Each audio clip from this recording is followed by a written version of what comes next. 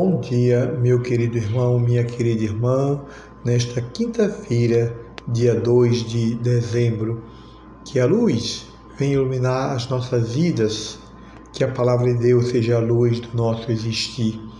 E para a nossa meditação, meu irmão, minha irmã, deste dia, nós temos o Evangelho de Mateus, capítulo 7, versículo 21, 24 a 27. Naquele tempo, disse Jesus aos seus discípulos: Nem todo aquele que me diz Senhor, Senhor, entrará no reino dos céus, mas o que põe em prática a vontade de meu Pai que está nos céus. Portanto, quem ouve estas minhas palavras e as põe em prática é como um homem prudente, quem construiu sua casa sobre a rocha. Caiu a chuva, vieram as enchentes, os ventos deram contra a casa, mas a casa não caiu, porque estava construída sobre a rocha. Por outro lado, quem ouve as minhas palavras e não as põe em prática é como um homem sem juízo, que construiu sua casa sobre a areia. Caiu a chuva, vieram as enchentes, os ventos sopraram e deram contra a casa, e a casa caiu, e sua ruína foi completa. Palavra da salvação.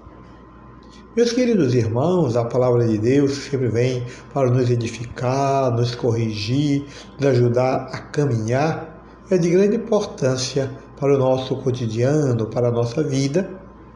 E o texto de hoje nos apresenta diante de um grande ensino que nos leva a acolher a palavra, e esta palavra acolhida se torna a vida, a prática do nosso dia a dia.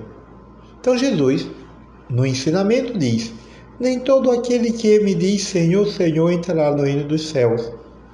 Porque muitas vezes podemos ouvir a palavra, podemos até repetir mentalmente, porque está preso no nosso intelecto, mas de uma maneira até mecânica, textos da palavra do Evangelho, que na prática falta para nós uma chave. Qual é esta chave? Que ele diz: pôr em prática. Pôr em prática, esse faz a vontade de meu Pai que está no céu. Então essa é a chave para todos nós, cristãos, para todos os homens. Pôr em prática, ou seja, fazer acontecer no dia a dia a fé, os valores, os mandamentos que nos orientam para a nossa vida. E nos vai apresentar um exemplo muito fácil de se entender, quando nos diz que aquele que escuta a palavra e põe em prática se compara a uma pessoa que sabe pensar, calcular, agir para o bem.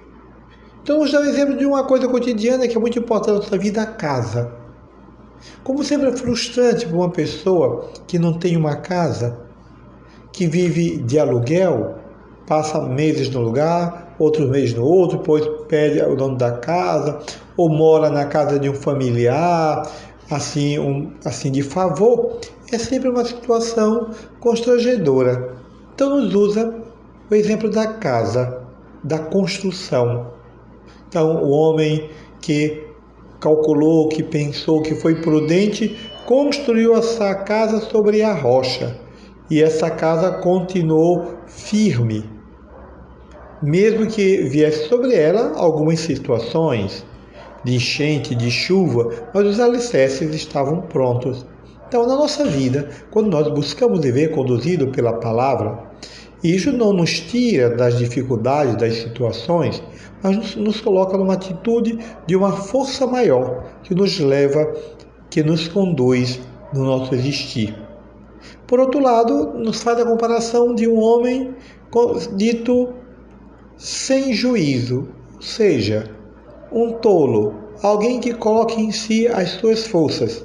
Ele confia nele mesmo, ele confia no seu poder, ele confia na sua inteligência, ele confia na questão econômica, em ser autoritário, mas ele constrói uma casa com esses elementos, a prepotência, o orgulho, a vaidade, o poderio econômico se sobressai sobre as outras pessoas, mas estes elementos são elementos que não têm solidez e pode desmoronar vindo qualquer situação sobre ele. E nos diz que a chuva veio sobre aquele que construiu a casa nesses elementos não verdadeiros. Dá o exemplo, construiu na areia, pela facilidade que a água tem de remover areia. Então a água vem, remove a areia com facilidade, e se tem algo edificado, vai a tombo, cai. Então Jesus vai nos dizer que quando nós nos comportamos como tolos, como insensatos, sem ter os elementos sólidos em nossas vidas, da fé, da ética, dos valores, da cultura, da paz e do bem, somos este homem tolo que construímos castelos em areias. Ou seja, tudo aquilo que construímos pode desmoronar de um momento para outro. Por isso, meu irmão, minha irmã, a você, a todos nós, no início desse dia, escutando a palavra e meditando, possamos colocar a palavra de Deus em nossas vidas para nos edificar, nos conduzir, nos fazer sempre homens e mulheres novos. Por isso que o Deus Todo-Poderoso vos abençoe, Pai, Filho e Espírito Santo. Amém, amém, amém.